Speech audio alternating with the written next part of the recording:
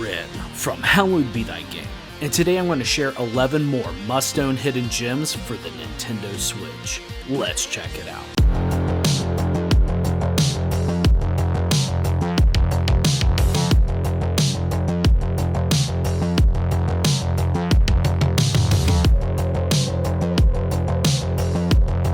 Welcome back to another episode of Hallowed Be Thy Game. Rin here, and I have emerged once again with 11 more hidden gems that I think you need to be checking out. Now, for this series, I try to highlight games that I truly consider to be flying under the radar for the vast majority of people. But if you know of a hidden gem no one's shouting out, because actually a big run of games on today's list is actually from recommendations from over on our Discord, link in the description and in the comments. So I want to thank you all so much for the support on this series, and if you would like to keep seeing more Hidden Gems videos, please let me know by liking, subscribing, and sharing the video. It really helps out the channel immeasurably, because these videos do take a lot of effort to put together, so I just want to thank you for your continued support. So without further ado, let's get started. Now, first up on today's list is Souldiers. This has a rather infamous initial release on the Nintendo Switch. It was actually broken, but I'm happy to report back to you that this game has been patched. It is much more approachable. It runs great. It has really nice difficulty options for someone who's maybe looking for a tougher challenge, but also to help kind of newcomers to the series be able to kind of dip their toes into the higher level difficulty of games. Now, this has some of the absolute best pixel art I've seen of any game on the Nintendo Switch. I would personally put this up there with Lost Ruins as some of the most jaw-dropping games to play on the Switch, especially OLED. But that said, with this game being patched and fixed, the pixel art, the addictive combat and exploration, it is phenomenal. Now, I do want to give a word of warning. You could consider this a pro or a con. I'm going to leave it to you to decide what you're looking for. But this game can take you about 40 hours to just experience. So if you're looking for a Metroidvania to help challenge you, have gorgeous, stunning visuals, really fun and cute characters, but also just be able to be lost in and just kind of devote yourself to a game, look no further than Souldiers. I truly think this is a must play. Now, next up, we have Anno Mutationem. What I would say Souldiers does for fantasy Metroidvania, Anno Mutationem does for the cyberpunk Blade Runner type aesthetic. This is unimaginably cool. It plays excellent. It looks freaking jaw-dropping. This is my kind of game. If you want to know what kind of gamer I am, this is it right here. And these developers absolutely crushed the pixel art cyberpunk aesthetic. I would put this up there as one of the most fun worlds to just get immersed in. It's fascinating. Yes, I do love Blade Runner. I'm a sucker for that type of art and aesthetic and storytelling. But here you're going to have really energetic, cool characters, a nice mix between kind of like your stoic type lead mixed with just these quirky, fun, cute characters to kind of help flesh out this world. Truly a goated cyberpunk experience to just get completely lost in. It's an action RPG platformer. You're going to have a lot of really fun, and I considered it very smooth combat settings to just lose yourself in, and I can't help but emphasize that. This is what I want from sci-fi type games, and I really hope we get another game from this developer in the near future, because I think Anno Mutationem is must-play, must-own gaming for anyone who considers themselves a fan of pixel art. Now, next up, I have Young Souls for you. Now, I love beat-em-up RPGs. This is like a dungeon crawler type game that I would personally liken it to like Dragon's Crown for like the Vita and PS3 and 4. If you're looking for kind of like a reference point in this. But yes, you're going to be playing in almost like a beat-em-up type style, but you're going to be able to have two different characters to switch between, and you're going to be able to outfit them. You know, if you want to have the boy character to be kind of like your meat shield and be able to have kind of like a nice balance between defenses and an offense, but also you can outfit the other character to be kind of this like glass cannon rogue type character. Yes, you're going to have very mature dialogue for this, so this is not going to be a game for younger audiences and such like that, but it does have a heartwarming story that's kind of wrapped in that mature, edgy dialogue and such like that. This is a game that I really want to get some of my buds over to be able to try and play together. I haven't been able to play the co-op in this, but it looks like it's a blast. But again, it is similar in structure to Dragon's Crown, so it is a game that you can just kind of get lost in, and I very much appreciate the Cartoon Network type art style to this. Even though it's not necessarily my favorite, it's very well done, and I can very much appreciate that, and a great game is a great game. Young Souls, check it out. Now, next up, continuing along with the Metroidvania trend, look, I can only share with you what I love, and that is Ghost Song. This is a game that absolutely knows what it is, and it is an eerie, haunting, very mystical type world aesthetic, kind of wrapped in like a dystopian, kind of like maybe a little bit of Geiger haunting sci-fi elements to it, but I was very much fascinated by the world and the characters that kind of haunt it, for lack of a better word. They were really excellent to just get to know more about. But this is a Metroidvania where you're going to be gathering items to be able to progress through the world, and there's a heavy emphasis on exploration, because I had a lot of fun just running around, seeing all the disturbing imagery throughout this game. Now, it can be a very much a tougher game, but there are difficulty options, again, to kind of ease newcomers into this type of game.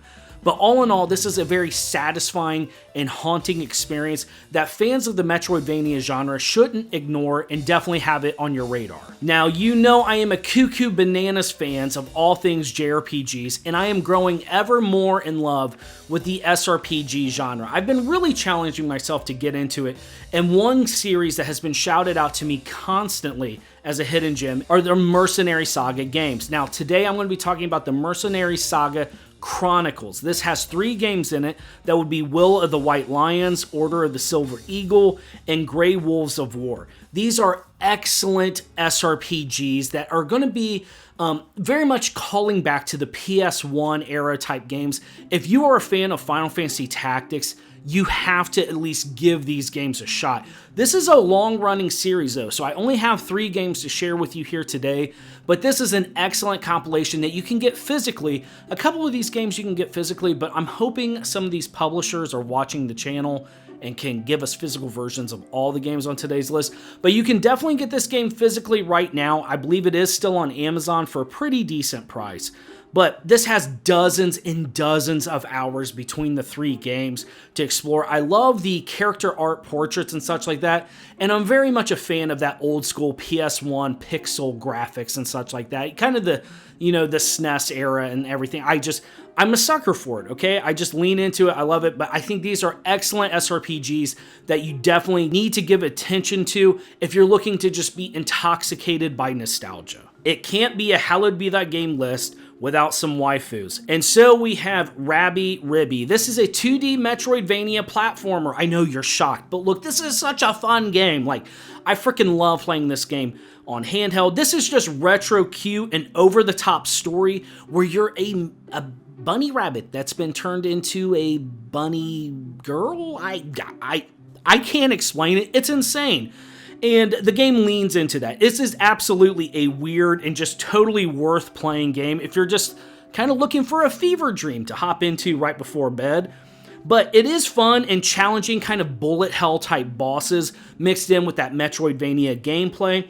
But it has gorgeous colors that look incredible on the OLED. It runs and plays great on the Switch with an incredibly addictive music track. It just matches that cute, fun, and upbeat gameplay style. I love the character portraits in this. Pixel art is animated really well. It's cuteness overload. You know what you're getting into with this. Rabi Ribbi, you gotta give it a shot. Now, there is a game developer that is quickly becoming dominant in my eyes as ultimate god tier hidden gem content. Now, for longtime viewers of the channel, you know how much I love the Diabolical Mind trilogy that you can play on Switch. You gotta check out DYA Games. They are friggin' slapping. Now, Viviette is by them. Now, if anyone who has watched my previous games, if you picked up Evil Tonight and you love that, you gotta pick up Viviette. This is a mysterious horror story. It's an isometric, pixelated Resident Evil type horror game that kind of blends elements of, like, I would say Evil Dead, Amnesia, and such like that, to where you're gonna be searching around a mansion. There's going to be this kind of terrifying thing hunting you, a lot of jump scares. I was on my edge. Yes, I am a self-admitted scaredy cat, But if I can have fun with this game, I think anyone can. There are certain tougher puzzles that are in this game, but hey, your hair's going to stand on end. You're going to be feeling like somebody's watching you. It's spooky pixel art time. And this pixelated suspense and terror mixed with just kind of all those different types of genres and aesthetics. You can find multiple endings in this. It's just a blast to play. I think this is definitely one for somebody who's looking for some old school horror games. Maybe you're reminiscent from old school pixelated spooky like Clock Tower and such like that. Definitely give Viviette a shot. Now, again, keeping it on the DYA train, we have Bot Vice. This is absolutely an addicting 2D arcade shooter, okay? Now, this is very similar to Wild Guns Reloaded on the Switch, if you have played or checked that out. But you're going to have a variety of guns and melee attacks to just blend between offense and defense abilities. You're going to be able to just have this excellent fun mix-up between like a shmup with just, again, gorgeous pixel art. I'm just loving this renaissance of indie that we're in right now. And I'm loving that there's companies out there still giving shout outs to lesser known franchises. But this is a very fun challenge type game to me. You're going to have different types of enemies and such that you're going to be wanting to prioritize to get through. But all in all, this is perfect for short burst gameplay sessions. This is definitely a game I would say like you're going to hop into for quote unquote 5 or 10 minutes and you're going to be dumping at least an hour into. Ton of fun, absolutely worth a pickup. Now I also got to shout out Strikey Sisters, okay? This is definitely a cute and fun story about finding your lost pet. Isn't that so beautiful? I mean, it's such an endearing tale. Kind of a mix-up of like addicting pinball and Pong type gameplay. You're going to use charge attacks to help clear screens, and you're going to be modifying and upgrading your ball to overcome a different motley crew of enemies. There's some intense challenges here, and this is definitely some fun. You can have co-op as well. Again, I've sadly not been able to test out the co-op and everything, but I had a lot of fun with this, even single player. There's difficulty options in the game, along with like an in-game achievement system. So if you're somebody who's kind of looking for, you know, some things to complete and like that, I think you could have a lot of fun with this one. Again, it's just a great short hit and run type game. So definitely give this one a look if you're looking for something kind of unique and old school. Now, I couldn't stay away from my beloved JRPG series too long, and I've told you all in the past I'm going to be dipping more into the Kimco type lineup. And one that had been on my radar for a while that I've finally jumped into is Blacksmith of the Sand Kingdom. So this is a story about where a boy takes over his father's blacksmith shop, and you're going to have a shop running simulator. So if you've heard in the past where I talked about Meridian Tavern story, there's a little bit of overlap here to where you are going to be having dungeon crawling and gathering type mechanics mixed with running a shop. You're going to be putting things out to sell and managing that. And it's very well integrated to where it's not going to feel like you're being overwhelmed by that type of stuff. Because I'm not really into the sim type management things, but I did have a lot of fun and found this to be very addicting with that aspect of it. But also you're going to be assembling a party together to go out on quests. You're going to have an Adventurers Guild main quest hub, dungeon diving. This is definitely going to be for fans of older school JRPGs, because there is definitely some grinding and farming that you're going to be having to do in this game.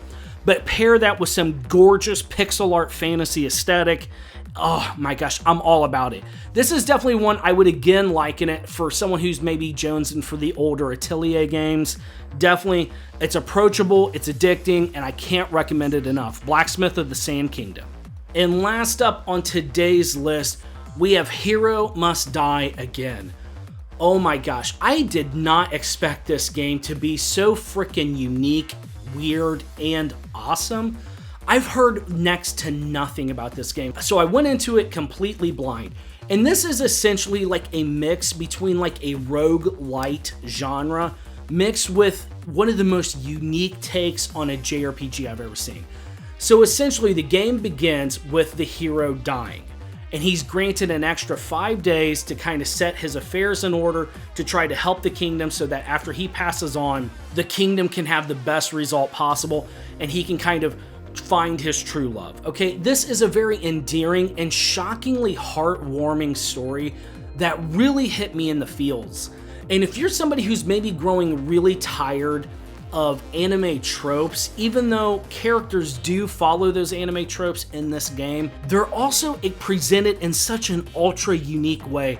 I found myself fascinated by it. I'm still working on getting the true ending in this, but essentially what you'll do is you'll play through the final 5 days of his life, and don't let the timer system put you off at all.